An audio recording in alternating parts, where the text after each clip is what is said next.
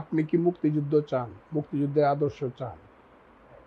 আপনি তো মুক্তিযুদ্ধ দেখেন নাই।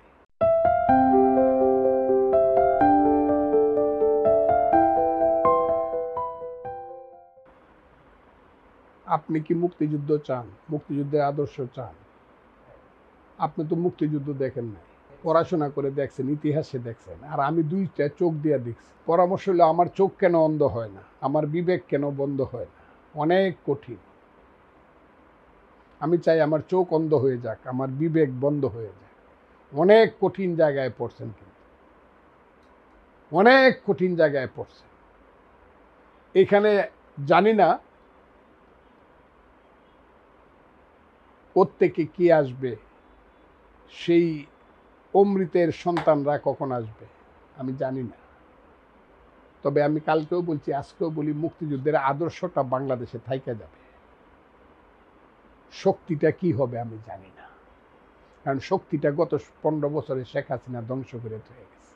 মুক্তিযুদ্ধের কথা বইলা মানুষের কাছে মুক্তিযুদ্ধটা অপ্রিয় হয়ে গেছে। হাসিনার মুখ থেকে মুক্তিযুদ্ধের কথা বলে হাসিনার সরকার মুক্তিযুদ্ধকে অপ্রিয় করছে। মুক্তিযুদ্ধের নেতা বঙ্গবন্ধু শেখ মুজিবুর রহমানদেরকে অপ্রিয় করছে। কথাগুলা খুব বোঝা, মুক্তিযুদ্ধের অন্য জিনিসগুলাকে অপ্রিয় করে তুলছে। এখন কি হবে আমি জানি না, তবে বাংলাদেশে মুক্তিযুদ্ধের ফিলোসফিটা থাইকা যাবে। সেই অমৃতের সন্তানেরা কখন আসবে আমি জানি না। আমার বয়স হয়েছে, আমার বয়স 77 বছর। আমি কথাটা বললাম, খুব কঠিন কথাটা বললাম। তবে একটা জিনিস আমি বুঝি, আমি এর সঙ্গে কোনো আপোষ করব না। মুক্তিযুদ্ধের সঙ্গে আমি কোনো আপোষ করব না। মুক্তিযুদ্ধকে বদলা দিয়ে আমি কোনো আপোষ করব না। আবারও কথাটা বলে গেলাম।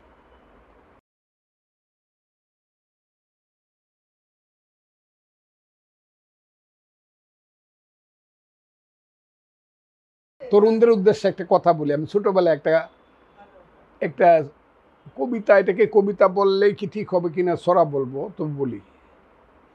এদেশের তরুণেরা এগুলো পড়ে না এখন। আমার খুব ভালো লাগে এই পড়াগুলো। কেন পান্থ ক্ষান্ত হও হেরি দীর্ঘ পথ, উদ্যম বিহনে কারো পরে মনোরথ, কাটাহেরি ক্ষান্ত কেন কমল তুলিতে, দুঃখ বিনা সুখ লাভ হয় কি মোহিতে, জলে না নামিলে কেহ শিখে না সাঁতার, হাঁটিতে পারে না কেহ না খেয়ে আসা। এই দিনটা সামনে আসতেছে, এর জন্য প্রস্তুত হও বাংলার যুবক এবং ছাত্র যুবকেরা এবং তরুণেরা।